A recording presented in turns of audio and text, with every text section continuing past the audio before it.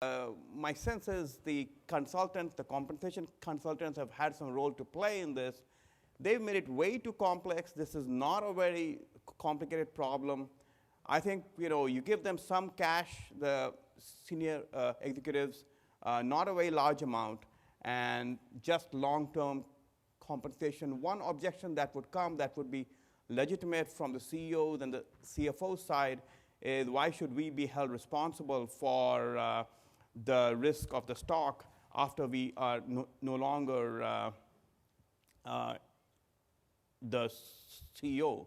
That point is legitimate, but to offset that, what we do is at the time that they are offered these stock or stock option, instead of, say, giving them 1 million shares or 1 million stock options, you give a number higher than 1 million, let's say 1.3 million.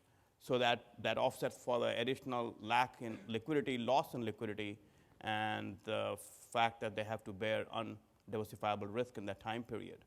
Well, I think what we're saying is that a thoughtful board might have designed compensation differently in order to not incentivize people to take a major risk. Is that about pretty much what we're saying? I think, John, you might have some views on.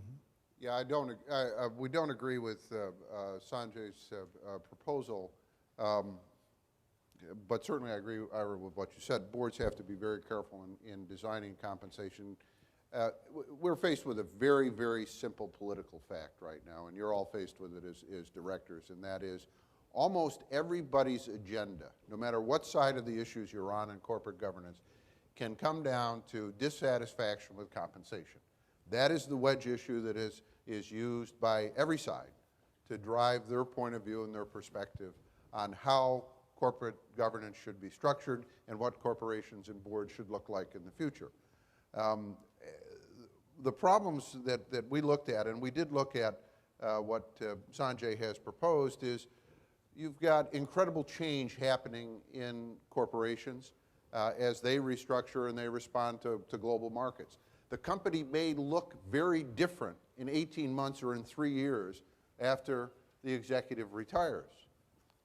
More importantly, if that executive has financial needs, family needs, medical needs, investment needs, whatever they happen to be, that could only be met by that compensation, which is now frozen, and what do? Go back to the board, and the board has to have a special meeting to say, well, that's a worthy request. You can get the bypass surgery, but you can't buy the new car. It gets boards in decisions that I don't think boards want to be in. And secondly, there is thirdly, there is this underlying, kind of a bad feeling that says you can't bind people to actions for a long period of time, after they are no longer legally associated with any organization. We've gone through some of those tests in the courts in the past on compensation and non-competes, and I don't want to see that diminished. Like it's kind of like NFL coaches.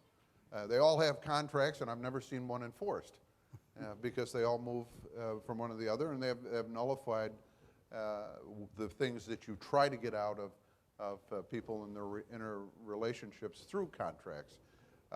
But compensation in and of itself and getting it better, I think, is at the root of all of this. It absolutely cannot be perceived in any way, shape, or form as being pay for failure.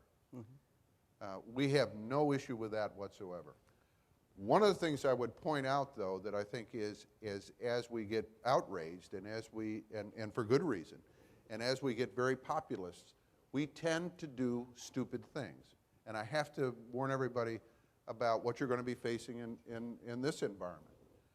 Congress, as part of the rescue package, said that we will take what was the $1 million deductibility of compensation, cash compensation, and move it to $400,000.